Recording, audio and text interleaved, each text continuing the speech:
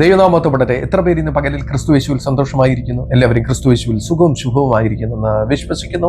അല്പനേരത്തെ ചിന്തയ്ക്കായിട്ട് സങ്കീർത്തനങ്ങൾ 1 അതിന്റെ 3-ാം വാക്യം ഇങ്ങനെ വായിക്കുന്നു. അവൻ ആറ്റിരികത്ത് നട്ടിരിക്കുന്നതും തക്കാലത്ത് ഫലം കായ്ക്കുന്നതും ഇലവാടാത്തതുമായ വൃക്ഷം പോലെ ഇരിക്കും. അവൻ ചെയ്യുന്നതൊക്കെയും സാധിക്കും. എല്ലാവർക്കും സുപരിചിതമായ ഒരു വചനഭാഗമാണ് വായിച്ചു കേട്ടത്. അതെ, ഇത് ആരെ പറ്റിയിട്ടാണ് പറയുന്നത്? കർത്താവിന്റെ വചനം പറയുന്നു, അവൻ ചെയ്യുന്നതൊക്കെയും സാധിക്കണമെങ്കിൽ കർത്താവ് ഒരു കണ്ടീഷൻ വെച്ചിട്ടുണ്ട്. അതിന്റെ 2-ാം വചനം ഇങ്ങനെ വായിക്കുന്നു, യഹോവയുടെ ന്യായപ്രമാണത്തിൽ സന്തോഷിക്കണം, അവന്റെ ന്യായപ്രമാണത്തെ രാപകൽ ധ്യാനിക്കണം. അങ്ങനെയുള്ള വ്യക്തികളാകുന്നു പ്രോസ്പരാകുന്നത്, അനുഗ്രഹിക്കപ്പെടുന്നത്, അവർ ചെയ്യുന്നത് സാധിക്കുന്നത്. കർത്താവിന്റെ വചനം പറയുന്നു. എന്നെ കേൾക്കുന്ന ദൈവവേദലേ, വചന ധ്യാനം നമ്മുടെ സ്വഭാവമായിരിക്കണം. അതെ, പ്രാർത്ഥനയോടൊപ്പം അതുപോലെ തന്നെ പ്രാധാന്യമുള്ള ഒരു കാര്യമാണ് വചനധ്യാനം. വചനം നമ്മുടെ കാലിന് ദീപവും പാതയ്ക്ക് പ്രകാശവുമാകുന്നു എന്നത്രേ കർത്താവിന്റെ വചനത്തിൽ പറഞ്ഞിരിക്കുന്നത്. അതെ, ഇല വാടാത്തതുമായ വൃക്ഷം പോലെ നിങ്ങൾക്കായിരിക്കണമോ? നിങ്ങൾ ചെയ്യുന്നതൊക്കെയും സാധിക്കണമോ? രാപ്പകൽ ഇത് ധ്യാനിക്കണം. അതെ, ഒരു ടൈം ലിമിറ്റ് വചനധ്യാനത്തിനായിട്ട് നിങ്ങൾ വെക്കരുത്. രാവിലെയും വൈകുന്നേരവും മാത്രമായി തീരരുത്. നിങ്ങൾക്ക് സമയം കിട്ടുമ്പോഴൊക്കെയും ഈ വചനം ധ്യാനിച്ചുകൊണ്ടിരിക്കണം. അതെ, ഈ വചനം ശ്രവിച്ചുകൊണ്ടിരിക്കണം. ധാരാളം നമുക്ക് ഇപ്പോൾ റിസോഴ്സുകൾ അവൈലബിൾ ആണ്.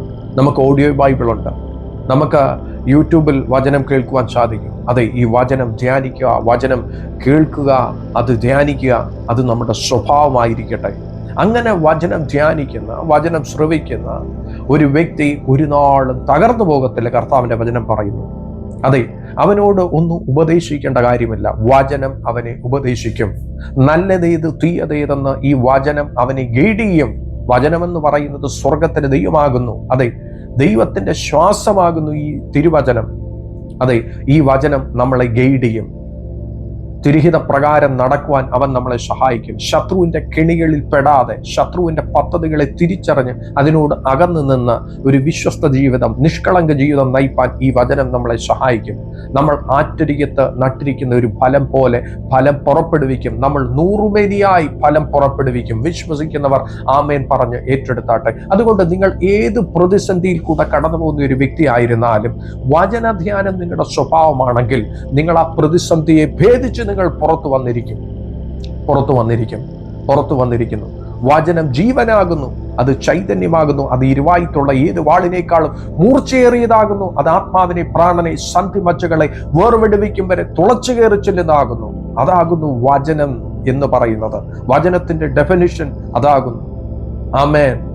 അത് ജീവനാകുന്നു, അത് പാറയെ തകർക്കുന്ന ചുറ്റികയാകുന്നു. നിങ്ങളുടെ മുമ്പിൽ നിൽക്കുന്ന പാറ പോലെ പ്രതിസന്ധി ഉണ്ടായിരുന്നാൽ, മഹാപർവ്വതം പോലെ നിൽക്കുന്ന പ്രതിസന്ധി ആയിരുന്നാലും, വചനം ഉള്ളിലൊരു വ്യക്തി, വചനം ഉള്ളിലുള്ള വ്യക്തി ഈ പ്രതിസന്ധി കണ്ട് തകർന്നു പോകത്തില്ല, ഭയപ്പെടത്തില്ല. നിങ്ങൾ ആ പ്രതിസന്ധിയെ ഭേദിച്ചിരിക്കും. നമ്മൾ കണ്ണുകളെ അടയ്ക്കാൻ പ്രാർത്ഥിക്കാം. കർത്താവേ, നൽകി തന്ന അനുഗ്രഹിക്കപ്പെട്ട പ്രഭാതത്തിനിട്ട് നന്ദിയോടെ സ്തുതിക്കുന്നു. ഈ വചനം ശ്രവിച്ചുകൊണ്ടിരുന്ന എല്ലാ ദൈവമക്കളെയും അനുഗ്രഹിച്ചു പ്രാർത്ഥിക്കുന്നു. വചനധ്യാനം തന്റെ മക്കളുടെ സ്വഭാവമായിരിക്കട്ടെ. ഇവർ അനുഭവിക്കുന്ന ഏതെങ്കിലും പ്രതിസന്ധികൾ, കർത്താവെ, ഇന്ന് പകലിൽ ഇവർ അഭിമുഖീകരിക്കുന്ന എന്തെങ്കിലും പ്രതിസന്ധികൾ ഉണ്ടെങ്കിൽ യേശുവിന്റെ നാമത്തിൽ ഞങ്ങൾ വചനം അയച്ചു പ്രാർത്ഥിക്കുന്നു. വചനം പാറയെ തകർക്കുന്ന ചുറ്റികയാകും. അവരുടെ മുമ്പിൽ നിൽക്കുന്ന പ്രതിസന്ധികൾ തകർന്നു മാറട്ടെ. അവർക്ക് അതിന് മധ്യേ വഴിയെ തുറക്കണമെന്ന് പ്രാർത്ഥിക്കുന്നു. സ്വർഗം തുറന്ന് പ്രാർത്ഥിന്റെ നന്ദി. സകലമാനവുമത്വം കർത്താവ് ഞങ്ങൾക്ക് ആ ജീവൻ തന്ന യേശുവിൻ നാമത്തിൽ തന്നെ. ആമേൻ, ആമേൻ, ആമേൻ. ഈ വചനങ്ങളാൽ ഏവരെയും ദൈവം സമൃദ്ധിയായി ധാരാളമായി അനുഗ്രഹിക്കും.